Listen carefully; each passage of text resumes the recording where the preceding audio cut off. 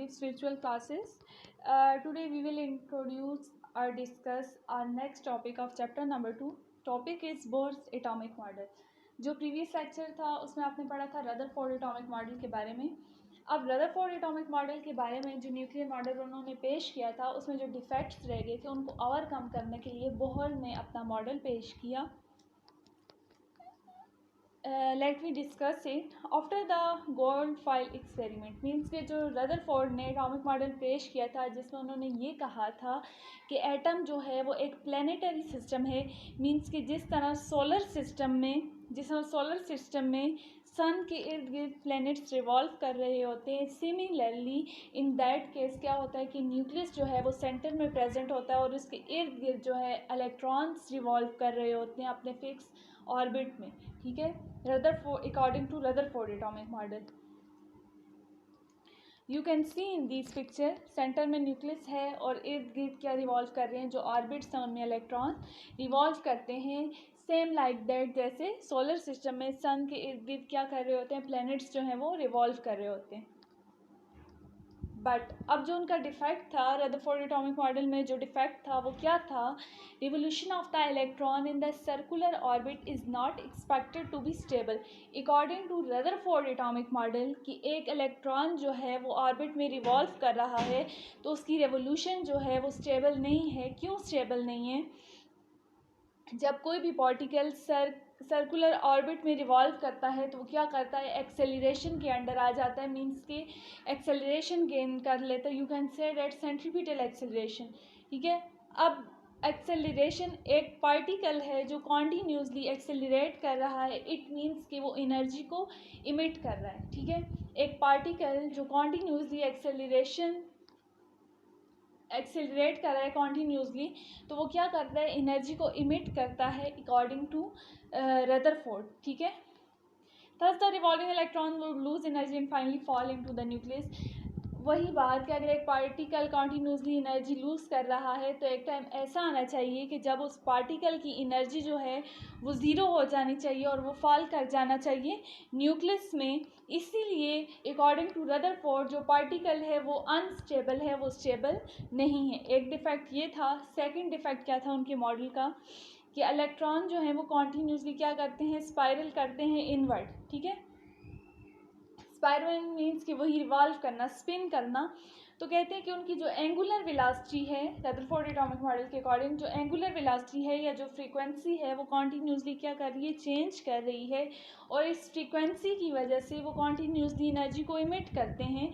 तो आपके पास वो जो एनर्जी इमिट होती है उस एनर्जी की इमिशन की वजह से वो कॉन्टीन्यूसली इमिट होती जा रही है.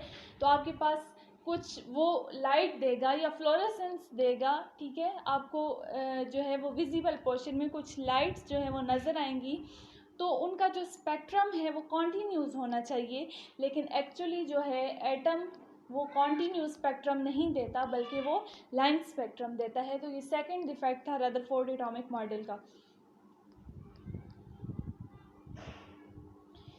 नील बोर ने एक डेनिश फिजिस्ट था जिन्होंने रदरफोर्ड एटॉमिक मॉडल को स्टडी किया. ठीक है, फिर उन्होंने वो जो स्पेक्ट्रम था हाइड्रोजन एटम का उसको भी एक्सप्लेन किया और जो एक डिफेक्ट रह गया था एनर्जी के बारे में जो उनके मॉडल में डिफेक्ट था उसको भी ओवरकम किया. ठीक है, और इसी वजह से इनको नोबेल प्राइज़ भी दिया गया था 1922 में.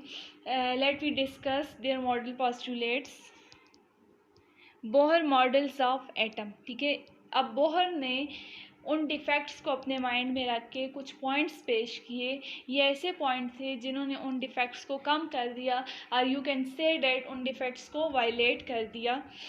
फर्स्ट पॉइंट क्या था, electron revolve around the nucleus in definite energy levels called orbits और shells in an atom without radiating energy.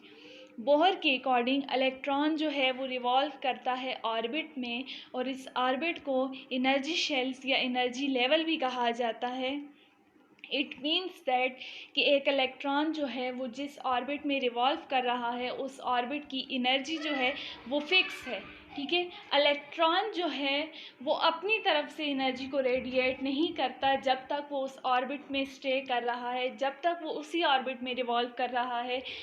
तो उस ऑर्बिट की जो है वो एक फिक्स अमाउंट ऑफ एनर्जी है और वो उस ऑर्बिट की फिक्स अमाउंट ऑफ एनर्जी के साथ रिवॉल्व करता है, ना कि वो एनर्जी को रेडिएट करता है। ठीक है, हर ऑर्बिट की जो एनर्जी जो है वो फिक्स है। ठीक है, अब हर ऑर्बिट की एनर्जी फिक्स है तो इलेक्ट्रॉन क्यों एनर्जी को रेडिएट करेगा? इलेक्ट्रॉन मूव करेगा उस ऑर्बिट में अकॉर्डिंग टू दैट एनर्जी जो कि उस ऑर्बिट के लिए। ठीक है, as long as electron remains in n shell it never gains or lose energy। Second point क्या था कि जब तक एक इलेक्ट्रॉन एक ऑर्बिट में रहता है, चाहे वो जितनी देर उसमें रिवॉल्व कर रहा है, ना तो वो एनर्जी को गेन करेगा और ना वो एनर्जी को लूज़ करेगा। ठीक है, एक इलेक्ट्रॉन अपनी तरफ से एक फिक्स एनर्जी लेवल में ना एनर्जी को रेडिएट कर सकता है और ना एनर्जी को गेन कर सकता है और ना लूज़ कर सकता है। ठीक है, नेक्स्ट पॉइंट क्या था? द गेन और loss of energy occurs within orbit only due to jumping of electrons from one energy level to another energy level. कहते हैं कि एक इलेक्ट्रॉन उस टाइम एनर्जी को गेन या लॉस करता है जब वो मूव करे वन एनर्जी लेवल से अनदर एनर्जी लेवल में। एज यू नो दैट जैसे जैसे आप हायर लेवल पे जाते हैं, ठीक है, अब वो तो उसकी एनर्जी क्या होती है, ज़्यादा होती जाती है। जिस तरह जो शेल्स न्यूक्लियस के करीब हैं उनकी एनर्जी कम है। अब जैसे जैसे आप शेल्स को ज़्यादा करते जाएंगे वैसे वैसे एनर्जी क्या होती जाएगी, ज़्यादा होती जाएगी। और किस बेस पे ये बात की गई थी? डिस्टेंस के बेस पे, कि जितना न्यूक्लियस से डिस्टेंस ज़्यादा होगा उतनी ऑर्बिट या शेल्स की एनर्जी क्या होगी, ज़्यादा होगी। ठीक है, अब कहते हैं कि गेन और लॉस ऑफ एनर्जी क्यों होती है जब इलेक्ट्रॉन जंप करता है एक ऑर्बिट से दूसरे ऑर्बिट में।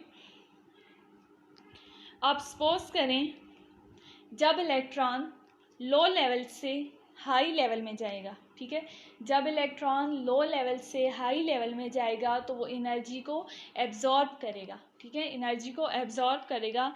सिमिलरली कोई भी इलेक्ट्रॉन अगर जंप करे हायर एनर्जी से लोअर एनर्जी लेवल में तो वो एनर्जी को इमिट करेगा। जैसा कि मैंने आपको कहा हाई लेवल की एनर्जी ज़्यादा है। अब हाई लेवल की एनर्जी ज़्यादा है तो ज़ाहिर सी बात है जो electron high level energy state में होगा उसके पास एनर्जी भी ज़्यादा होगी। अब जब वो लोअर एनर्जी स्टेट में आ रहा है तो वो जो उसकी एक्स्ट्रा अमाउंट ऑफ एनर्जी होती है, यू नो डैट कि लोअर ऑर्बिट की एनर्जी कम है।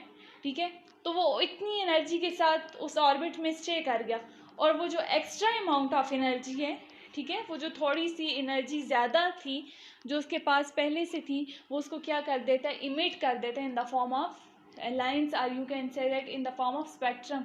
ठीक है, उसी एनर्जी की वजह से आपके पास क्या होता है, स्पेक्ट्रम ऑब्टेन होता है।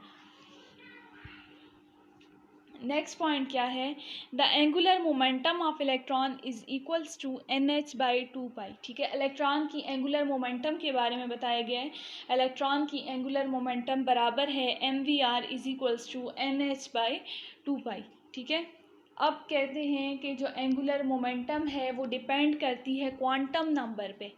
आप इस इक्वेशन में देख लें, यहाँ पे दिया हुआ है MVR NH/2π। ठीक है, m जो है वो मास ऑफ इलेक्ट्रॉन है, v किसके लिए है, v वेलोसिटी ऑफ इलेक्ट्रॉन है, r क्या है, r रेडियस ऑफ शेल है, r रेडियस ऑफ ऑर्बिट है। नेक्स्ट आपको दिया हुआ है NH/2π। n का मतलब है नंबर ऑफ शेल्स। आप जिस नंबर ऑफ शेल में जाओगे आप उस शेल का नंबर यहाँ पे पुट करोगे। सपोज करें कि आप सेकंड शेल में हैं तो आप n की जगह 2 पुट करेंगे और अगर आप 2 पुट करें 2 और 2 क्या हो गया, कैंसिल हो गया, आपके पास क्या रह गया, h/π।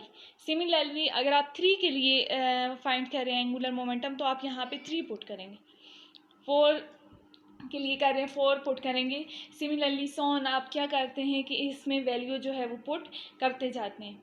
h क्या है, h आपके पास है प्लॉन्क्स कांस्टेंट जिसकी वैल्यू होती है 6.6262 इंटू 10⁻⁻34 जूल सेकेंड। आपकी बुक में ये मेंशन है। और 2π जो है ऐसे रेडियस के लिए यूज़ किया गया है, आप कह सकते हैं डायमीटर के लिए। ठीक है, तो ये जो है मॉडल था बोहर का जिसमें उन्होंने अपने पॉइंट्स पेश किए थे। अब जो रदरफोर्ड एटॉमिक मॉडल में जो उनके डिफेक्ट्स थे, पहला डिफेक्ट आपने ये पढ़ा कि एक इलेक्ट्रॉन कॉन्टीन्यूसली एनर्जी को रेडिएट करता है। तो बोहर ने वो पॉइंट क्लियर कर दिया कि एक इलेक्ट्रॉन जो है वो एनर्जी को कॉन्टीन्यूसली रेडिएट नहीं करता, बल्कि वो एनर्जी या उस शेल में एक फिक्स अमाउंट ऑफ एनर्जी के साथ रिवॉल्व करते हैं। कैसी fix amount of energy? Means कि उसकी ऑर्बिट की जो फिक्स अमाउंट ऑफ एनर्जी होती है वो उसके साथ ही रिवॉल्व करता है, वो खुद से कोई भी एनर्जी इमिट या रेडिएट नहीं करता, ठीक है। और सेकंड जो डिफेक्ट था जो रदरफोर्ड की मॉडल में, वो ये था कि एक एटम जो है अगर वो कॉन्टीन्यूसली एनर्जी रेडिएट कर रहा है तो वो आपके पास कॉन्टीन्यूस स्पेक्ट्रम देते हैं। लेकिन अकॉर्डिंग टू दिस मॉडल आपने पढ़ा कि जब इलेक्ट्रॉन हाई से लो लेवल में आते हैं तो वो क्या करते हैं, एनर्जी इमिट करते हैं। बट कितनी एनर्जी वो इमिट करते हैं? वो एक fix amount of energy emit करते हैं। तो फिक्स अमाउंट ऑफ एनर्जी जो है, उतनी एनर्जी विजिबल स्पेक्ट्रम, या आप कह सकते हो विजिबल पोर्शन। आपने स्पेक्ट्रम देखा होगा, स्पेक्ट्रम में आपके पास IR भी होता है, विजिबल पोर्शन भी होता है, इंफ्रारेड पोर्शन होता है, अल्ट्रावायलेट रेडिएशंस का पोर्शन होता है। तो उसमें विजिबल जो पोर्शन होता है उसमें भी आपके पास 7 कलर्स होते हैं। उन 7 कलर में से किसी एक कलर की एनर्जी जो है, ठीक है, वो उस एनर्जी के बराबर होगी जो इलेक्ट्रॉन ने हाई लेवल से जंप करके लो लेवल में आए। तो वो जो एनर्जी उस स्पेक्ट्रम में जिस कलर से मैच कर रही होगी वो वाला कलर जो है इलेक्ट्रॉन इमिट करेगा। सो इस तरह आपके पास लाइन स्पेक्ट्रम ऑब्टेन होता है एक फिक्स अमाउंट ऑफ एनर्जी के साथ, ना कि कॉन्टीन्यूस स्पेक्ट्रम।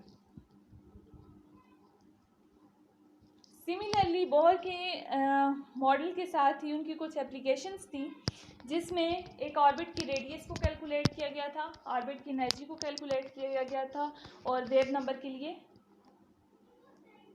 डेरिवेशन जो है वो की गई थी।